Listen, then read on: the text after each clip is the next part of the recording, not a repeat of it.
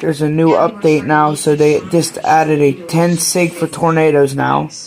And Fort Steele, Oklahoma just got added into the moderate risk. And then it get extended yet, but it could get extended more, so that's what it's looking like.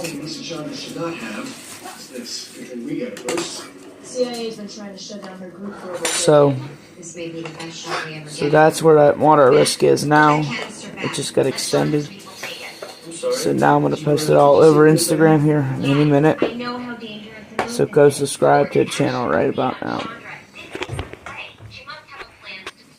Which means that if the Mercs find the VX missing, they'll bail on their objective and go dark. But if we let them steal the VX, they'll Oklahoma City's in the tornado risk now. Raider. So that's the area, so. I am. Put that canister back